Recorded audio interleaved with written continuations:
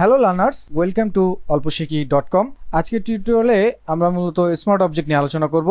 Smart object কি, এটার benefit কি, কিভাবে ব্যবহার করবেন, ফটোশপ এটা কি কি কাজে লাগে, এই জিনিসগুলো নিয়ে আমরা আলোচনা করব। তো প্রথম পর্বে আজকে আমরা এটার গুরুত্ব, এটা কি কাজ করে এবং এটার মাধ্যমে কোয়ালিটি কিভাবে কন্ট্রোল করা যায়, কোয়ালিটি লস হওয়া থেকে কিভাবে ইমেজকে বাঁচানো যায়। তো চলুন শুরু করা যাক।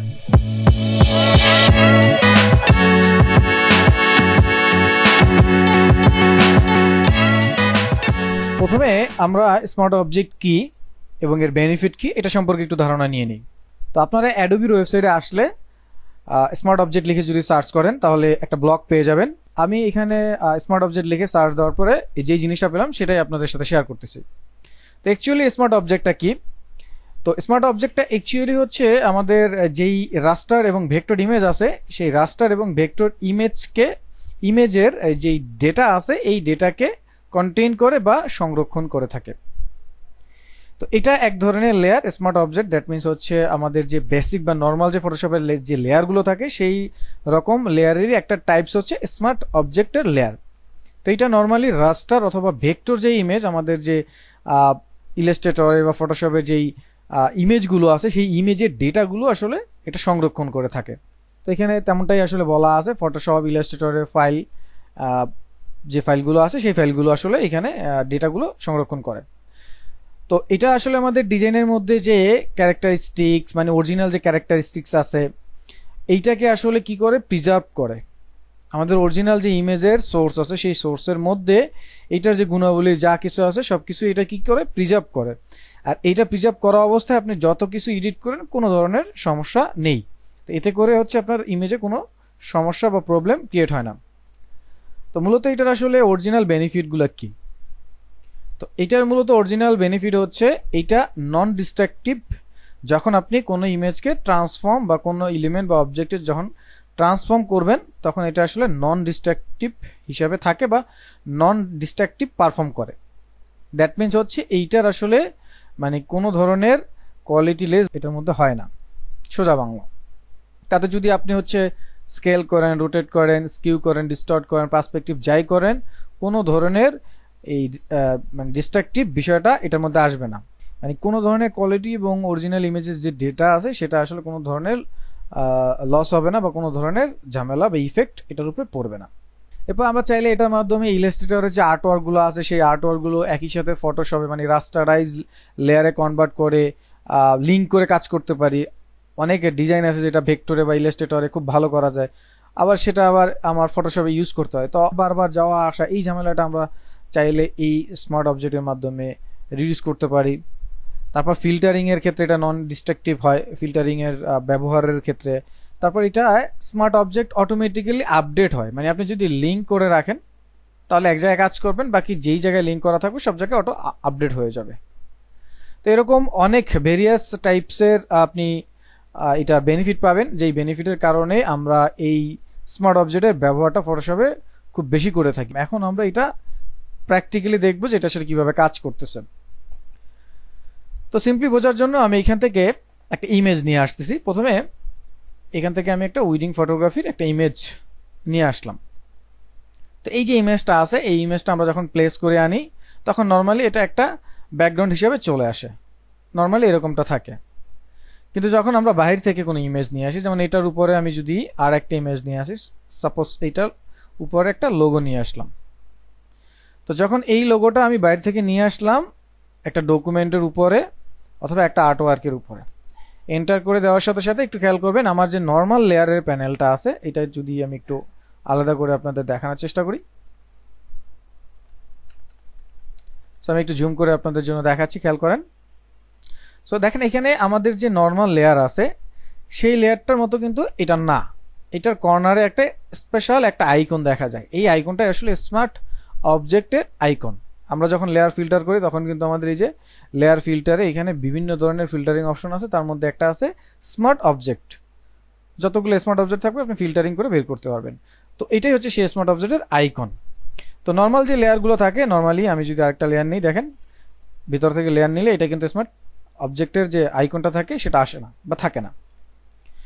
তো এইটা আবার অনেকের বাইরে থেকে এরকম ছবি নিয়ে আসলে আবার অনেকেরই থাকে না। তো এই না থাকার কারণটা হচ্ছে আপনি এডিট থেকে প্রেফারেন্সে চলে আসবেন, এখান থেকে জেনারেল চলে গেলে অথবা কন্ট্রোল কে দ্বারা এই সেটিংয়ে চলে আসলে দেখবেন এখানে একটা অপশন আছে, always create smart object when placing. That means আপনি বাইরে থেকে যখন ইমেজগুলো নিয়ে আসবেন, এভাবে ড্র্যাগ অ্যান্ড ড্রপ করে আনেন অথবা প্লেস এমবেড করে আনেন, প্লেস করে আনেন, যেভাবে আনেন, যখন প্লেস করবেন তখন এখানে যদি চেক মার্ক দেওয়া থাকে তাহলে এই স্মার্ট অবজেক্টটা থাকবে, আর যদি চেক মার্ক দেওয়া না থাকে তাহলে কিন্তু স্মার্ট অবজেক্টের এরকম থাম্বনেইল পাবেন না। সো যাদের চেক দেওয়া নাই এরকম থাকবে, নর্মালি ক্লিক করে এটা ওকে করে দিবেন, তাহলে এরকম দেখতে পাবেন। ওকে, তো সেটিং দেখলাম, এখন এটা কাজটা কি এটা একটু দেখি। সো প্রথমে হচ্ছে আমি এই যে আমার ব্যাকগ্রাউন্ডে যে ইমেজটা আছে এটার তালাটা একটু খুলে দিলাম, খুলে আমি এটাকে দুইটা কপি করে নিলাম। তো আমি এখানে বোঝার জন্য জাস্ট লিখে রাখতেছি যে নর্মাল লেয়ার বা রাস্টার লেয়ার, রাস্টার লেয়ারটা লিখে রাখলেই ভালো হবে, রাস্টার লেয়ার, আর একটা হচ্ছে স্মার্ট লেয়ার মানে স্মার্ট অবজেক্টের যেটা। সো আমি স্মার্টের লেয়ারের যেটা আছে সেটাকে চোখ অফ রেখে আমি একটু রাস্টার লেয়ারে আসতেছি। সো দেখেন রাস্টার লেয়ার, দ্যাট মিনস হচ্ছে এর কোনো থাম্বনেইল বা স্মার্ট অবজেক্টের এই আইকনটা থাকবে না। তো এই অবস্থায় আমি এই লেয়ারটাকে কন্ট্রোল টি দিয়ে ট্রান্সফর্ম করে এখন আমি এটাকে ছোট করব, মানে আমি ছোট করলাম, ছোট করে এন্টার করে দিলাম, মানে ট্রান্সফর্মটাকে সেট করে ফেললাম। অথবা আমি কন্ট্রোল টি দিয়ে আরো ছোট করব, এন্টার, মানে এটাকে ট্রান্সফর্ম ফিক্স করে দিলাম, ট্রান্সফর্ম করে। অনেক কাজ করলাম, এখন মনে হচ্ছে আমার এটা বড় করতে হবে। কন্ট্রোল টি দিয়ে আমি আবার এটাকে আমি ট্রান্সফর্ম করে নিলাম, এখন ট্রান্সফর্ম চেঞ্জ করতেছি। সো আগের অবস্থায় চলে আসলাম, নাও এন্টার দিয়ে এটা ফিক্স করলাম। নাও সি দেখেন একই ইমেজ আমি বড় করলাম, ছোট থেকে আবার বড় করলাম। এই জাস্ট ট্রান্সফর্মের কাজটা করার কারণে পিক্সেলের কি অবস্থা হয়ে গেছে দেখেন, কোয়ালিটি ইমেজের কি অবস্থা হয়ে গেছে। তো এটা কি করলো, এটা মূলত হচ্ছে আমার এই যে একটা ডাইমেনশন আছে, ডাইমেনশনটা হচ্ছে এখান থেকে যদি দেখেন 1170x832 পিক্সেলের যে ডাইমেনশন আছে, এই ডাইমেনশনটাকে আমি ইচ্ছা করে বা জোর করে আমি এতটুকু ডাইমেনশন করলাম। ডাইমেনশনটা হচ্ছে 116x83, এন্টার করে দিলাম। তাহলে এখন এই 1100 ডাইমেনশন থেকে 183তে যখন চলে আসলো তখন কিন্তু পিক্সেল কমে গেল। তো যখন আমি আবার এই 183 থেকে 1100তে আমি যখন আবার ফেরত আসতেছি তখন আমার যে পিক্সেল মানে 1100 থেকে যখন 183 হলো তখন যে পিক্সেলগুলো ছেড়ে দিল, আবার যখন 183 থেকে 1100 পিক্সেল আমি যাচ্ছিলাম তখন কিন্তু আর ওই পিক্সেলগুলো ফিরে আসে নাই, মানে ওগুলো লস হয়ে গেছে পিক্সেলগুলো। যার কারণে ওই যা পিক্সেল ছিল সেটাকেই আমি যখন আবার বড় করতেছিলাম সেটাই বড় হয়ে ল্যাপটায় যাচ্ছিল, আর সেই পিক্সেলগুলোই আমরা এরকম দেখতে পাচ্ছিলাম কোয়ালিটিলেস। তো এটা নর্মালি রাস্টার লেয়ারে হয়ে থাকে। তো যার ধরুন আমরা যেটা করি, যেমন অল্টার ধরে এটাকে একটু কপি করে এটাকে আমি রাস্টার লেয়ার করে নিচ্ছি। সো এই আমরা ডিজাইন করার ক্ষেত্রে এই ধরনের কাজগুলো করে থাকি। যেমন আমার প্রয়োজন হচ্ছে আমি ট্রান্সফর্ম করতেছি, অনেকক্ষণ কাজ করার পর আবার মনে হচ্ছে যে একটু বড় করি, কিন্তু বড় করার পরে দেখলাম যে না, এইটার কোয়ালিটি নষ্ট হয়ে যাচ্ছে, ঘটনা কি, তাহলে আমার কোথাও প্রবলেম হচ্ছে নাকি কি হচ্ছে জানি না। তো ম্যাক্সিমাম স্টুডেন্টেরই প্রথম কাজ করতে গেলে এই ধরনের প্রবলেমগুলো হয়ে থাকে। তো এইটাই আসলে এই যে রাস্টার লেয়ারের একটা লিমিটেশন বা একটা বলতে পারেন যে ডিসঅ্যাডভান্টেজ। তো এইটা আপনি ওভারকাম করতে পারবেন এই স্মার্ট অবজেক্টের মাধ্যমে। তো দেখুন এই যে বিষয়টা যেটা করলাম এটা যদি স্মার্ট অবজেক্টে থাকা অবস্থায় করি, যেমন এইটা স্মার্ট অবজেক্ট, তো এইটা এখন যদি আমি বড় করি, করলাম, ফিক্স করে দিলাম, কন্ট্রোল টি দিয়ে ট্রান্সফর্ম করলাম, ছোট করলাম, ফিক্স করে দিলাম, ধরেন কন্ট্রোল টি দিয়ে ট্রান্সফর্ম করে আরো ছোট করলাম, এন্টার করে দিলাম। তো ওই একই কাজ রাস্টার লেয়ারের মতো স্মার্ট অবজেক্টের লেয়ার এটা করলাম। কিন্তু এখন আমরা অনেক কাজ করার পরে মনে হলো, অথবা 2 দিন 4 দিন 5 দিন 1 বছর পরে যদি মনে হয় কন্ট্রোল টি দিয়ে ট্রান্সফর্ম করে এটাকে আমার আবার বড় করতে হবে, তো সমস্যা নাই, করেন।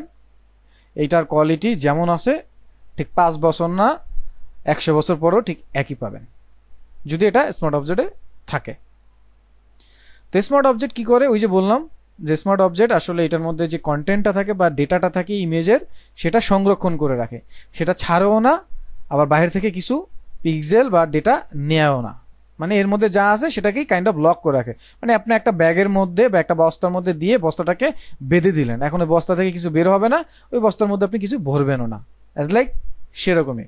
তো বাইরে থেকে যখন আপনার এই ইমেজগুলো নিয়ে আসবেন তখন তো এরকম পাবেন, কিন্তু যখন ভেতরে থাকবে তখন আসলে এরকম থাকবে না। তো তখন যেটা করবেন, ভেতরের ইমেজটাকে স্মার্ট অবজেক্টে কনভার্ট করে নেবেন। সো স্মার্ট অবজেক্টে কনভার্ট করার জন্য মাউসের রাইট বাটন এখানে ক্লিক করলেই দেখবেন এখানে লেখা আছে কনভার্ট টু স্মার্ট অবজেক্ট। সেটা অনেকগুলো ওয়ে আছে, অনেকগুলো ওয়েতেই আমরা করতে পারি। এখানে ক্লিক করেও দেখবেন এই যে কনভার্ট টু স্মার্ট অবজেক্ট আছে।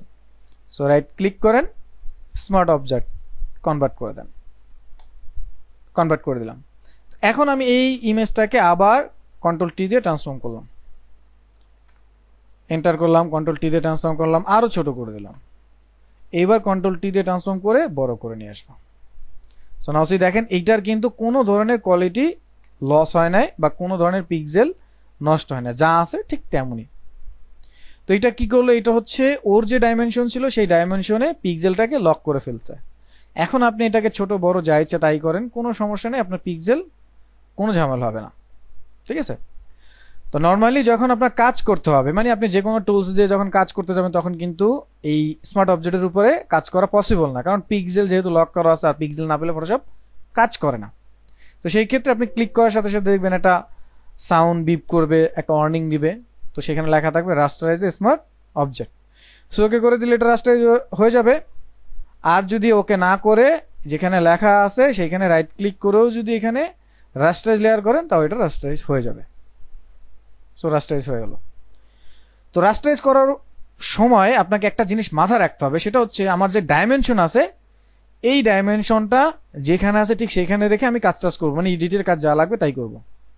কিন্তু যখন আমার ট্রান্সফর্ম দরকার হবে তখন কিন্তু আমি এই রাস্টারাইজ অবস্থায় ট্রান্সফর্ম করবো না। এই কাজটা আমি রাইট ক্লিক করে কনভার্ট স্মার্ট অবজেক্ট করে দেন আমি ট্রান্সফর্ম করবো, এটা যেন মাথায় থাকে, তাহলে পরে আপনার এই লসটা আর হবে না, ঠিক আছে। নর্মাল রাস্টার লেয়ারে দেখবেন এই যে একটা ক্রস চিহ্ন থাকে না, দ্যাট মিনস হচ্ছে এটা ওপেন থাকে, আর স্মার্ট অবজেক্টে দেখবেন ক্রস চিহ্ন থাকে, দ্যাট মিনস এটা লক করা থাকে। আপনি এটা যদি ডিজাইনের ক্ষেত্রে করেন আপনার অনেক সুন্দর সুন্দর অনেক ক্রিয়েটিভ ডিজাইনও দেখবেন যদি এটা রাস্টারাইজ না করেন। যেমন এটাকে লক করে দিলাম, লক খুলে দিলাম।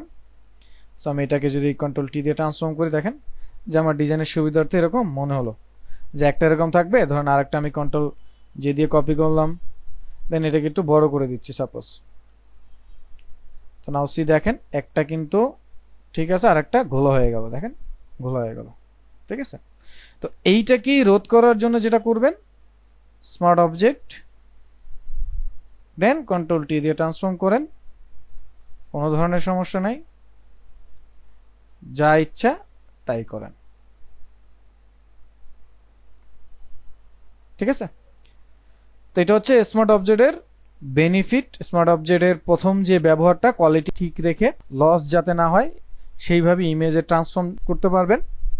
এবং যেই ইমেজগুলো আপনার মনে হচ্ছে যে কোয়ালিটি লস হয়ে যাচ্ছে বা আপনার ডিজাইন অনেকটা খারাপ লাগতেছে দেখতে, ম্যাক্সিমাম নতুন ডিজাইনারদের বা নতুন যারা কাজ করেন তাদের এই প্রবলেমটা হয়। অনেকেই কোশ্চেন করে, ভাই আমি তো ঠিক মতো ডিজাইন করি, আমার তো সাইজ ঠিক থাকে, ডাইমেনশন ঠিক আছে, কিন্তু আমার ডিজাইনের এই অবস্থা হয় কেন?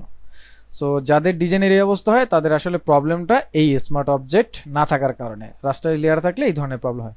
তো আশা করি বুঝতে পারছেন। ইনশাল্লাহ আগামী পর্বে আমরা লিঙ্ক করে কিভাবে স্মার্ট অবজেক্টের ব্যবহার, মকআপ তৈরি করে কিভাবে এই স্মার্ট অবজেক্ট দিয়ে আরো যেই কাজগুলো আছে ধারাবাহিকভাবে আমরা এই স্মার্ট অবজেক্টের ম্যাজিক নামে যেই পর্বটা আমরা শুরু করলাম সেই পর্বে আমরা আস্তে আস্তে এই জিনিসগুলো সম্পর্কে জানবো। তো এরপরও কারো কোনো যদি কোশ্চেন থাকে আজকের পর্ব নিয়ে সরাসরি কমেন্টে জানিয়ে দিবেন, আমরা কমেন্টের উত্তর দিয়ে দিব। তো ভালো থাকেন, সুস্থ থাকেন, দেখা হচ্ছে পরবর্তী পর্বে। আসসালামু আলাইকুম।